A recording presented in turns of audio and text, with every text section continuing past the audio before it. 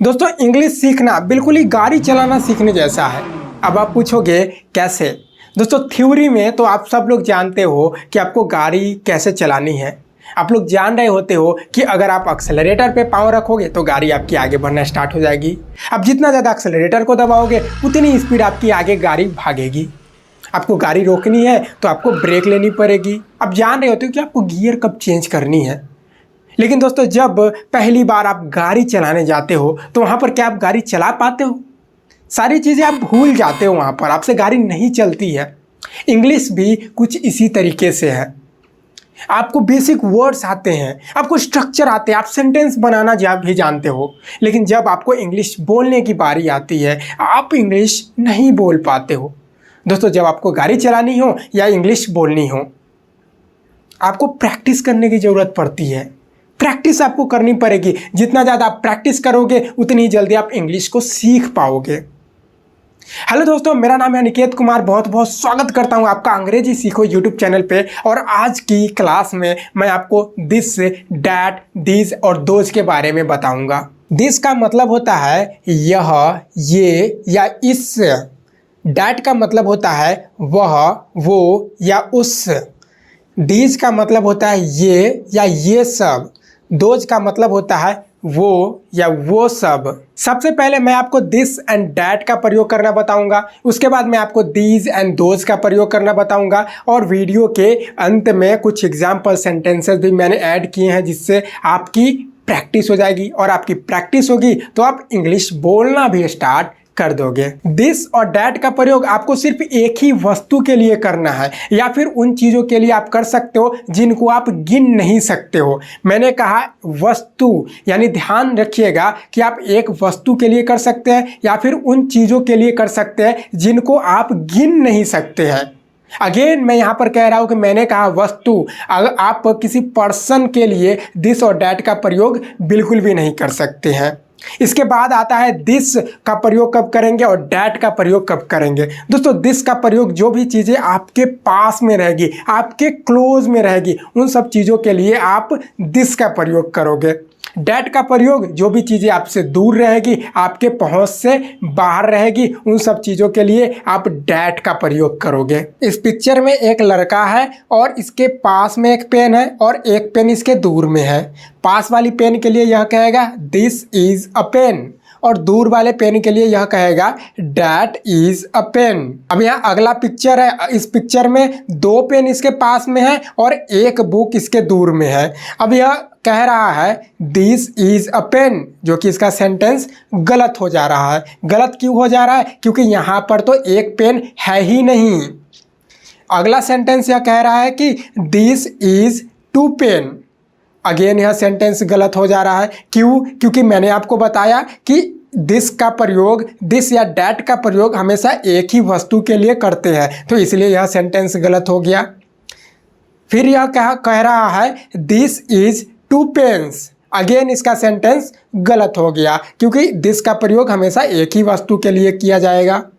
फिर आगे यह कह रहा है कि डैट इज अ पेन। फिर से यह सेंटेंस इसका गलत हो गया क्योंकि यह कह रहा है कि डैट इज अ पेन, यानी दूर में, इसके दूर में एक कलम है, लेकिन दूर में तो कलम है ही नहीं, कलम तो इसके पास में है। उसके बाद यह आखिरी सेंटेंस कह रहा है कि डैट इज अ बुक, तो यह सेंटेंस इसका सही हो जा रहा है। क्यों? क्योंकि बुक इसके दूर में है। बिल्कुल यह सेंटेंस डैट का प्रयोग करके यह बनाया है, तो इसलिए यह सेंटेंस इसका सही हो गया। दोस्तों अगेन मैं आपको बता रहा हूं कि दिस और डैट का प्रयोग आपको सिर्फ एक ही वस्तु के लिए करना है या फिर आप उन चीज़ों के लिए कर सकते हो जिनको आप गिन नहीं सकते हो। अब कुछ एग्जाम्पल्स देख लेते हैं। पहला एग्जाम्पल्स है यह बक्सा, दिस बॉक्स। इस घड़ी या समय, इस घड़ी या इस समय। दिस टाइम या दिस मोमेंट। उस रात, that night। यह समस्या, this problem। वह मामला, that matter। यह पानी, this water। दोस्तों जब चीज़ें एक से अधिक हो तब आपको दीज एंड दोज का प्रयोग करना है। जहाँ पर दीज का प्रयोग आपके क्लोज वाली वस्तुओं के लिए करना है, जैसे आप दिस का प्रयोग कर रहे थे, उसी तरीके से जब चीज़ें एक से अधिक होगी और आपके पास में होगी तब आप दीज का प्रयोग करोगे, और जब चीज़ें एक से अधिक होगी और आपसे दूर होगी तब आप दोज का प्रयोग करोगे। अब एक दो एग्जाम्पल्स देख लीजिए। ये किताबें, दीज बुक्स, यहाँ पर आप लोग देख सकते हैं किताबें यहाँ पर एक से अधिक है और किताबें क्या है, पास में है, इसलिए दीज बुक्स। वो सब यादें, दोज मेमोरीज, यहाँ पर एक लड़की है और यादें याद कर रही है, कुछ चीज़ है अपनी बचपन की याद। यादें यहाँ पर काफ़ी सारी है और यादें कहाँ पर है, काफ़ी दूर है, पास्ट में काफ़ी दूर चली गई है, इसलिए दोज का प्रयोग किया गया है, those memories. This and that के साथ प्रेजेंट टेंस में इज का प्रयोग करेंगे और पास्ट टेंस में वाज का प्रयोग करेंगे। क्यों? क्योंकि चीज़ें यहाँ पर एक होगी, कोई वस्तु एक होगी, इसलिए इज और वाज। उसी तरीके से दीज एंड दोज का प्रयोग प्रेजेंट टेंस में आर के साथ करेंगे और पास्ट टेंस में वर के साथ करेंगे, क्योंकि यहाँ पर चीज़ें एक से अधिक है। दोस्तों अब बारी आती है प्रैक्टिस करने की। जितना ज़्यादा आप प्रैक्टिस करोगे उतनी जल्दी आप इंग्लिश सीख पाओगे। यहाँ मैंने कुछ सेंटेंसेस लिया है जिसको आपको मेरे साथ बोल बोल करके प्रैक्टिस करनी है। चलिए प्रैक्टिस को स्टार्ट करते हैं। यह एक बच्चा है। This is a child. This is a child.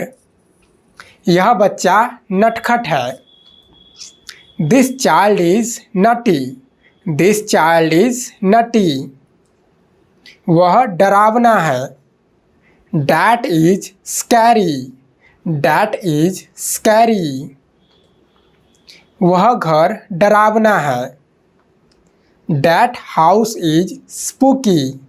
That house is spooky. Spooky का मतलब भी होता है डरावना। वह घर डरावना था। यहाँ पर सेंटेंस पास्ट में है, that के साथ was का यूज करेंगे, इसलिए that house was spooky. That house was spooky. वह सब आम है। Those are mangoes. Those are mangoes. दोस्तों एक चीज़ का आपको ध्यान रखना है, जब भी आपको इस तरीके के सेंटेंस है अंत में नाउन से अंत हो रहा होगा और चीज़ें एक से अधिक होगी तो वह क्या होगा, प्लूरल होगा। प्लूरल के लिए बेसिकली वर्ड के अंत में एस या ई एस जोड़ते हैं। ध्यान रखिएगा, सभी वर्ड्स के अंत में एस या ई एस नहीं जोड़ सकते हैं, क्योंकि अलग अलग वर्ड्स का अलग अलग नियम होते हैं, उसे प्लूरल किस तरीके से बनाया जाता है हम लोग आगे फर्दर क्लास में इस चीज़ को डिस्कस करेंगे। वो सब आम सड़े हुए हैं। Those mangoes are rotten. Those mangoes are rotten. Rotten का मतलब होता है सड़ जाना या गल जाना। यह मामला संगीन है। This matter is serious. This matter is serious. ये सब फ़ोन खराब है। These phones are out of work. These phones are out of work. दोस्तों किसी चीज़ का ख़राब हो जाना, यानी कोई भी चीज़ें जैसे कि कोई भी मशीन का ख़राब हो जाना को बोलेंगे आउट ऑफ वर्क। यह आज की ताज़ा खबर है। This is today's latest news. This is today's latest news. हम लोगों ने इस पल का आनंद लिया। We enjoyed this moment. We enjoyed this moment. वो लड़का कमाल का है। That boy is awesome. That boy is awesome. यह बहुत ही गंभीर समस्या है। This is a very serious problem. This is a very serious problem. यह कुआं बहुत गहरा था। यह कुआं बहुत गहरा था। This well was very deep. This well was very deep. दोस्तों आज की क्लास तो ख़त्म हो चुकी है, लेकिन आपकी लर्निंग और आपकी प्रैक्टिस कभी भी ख़त्म नहीं होनी चाहिए।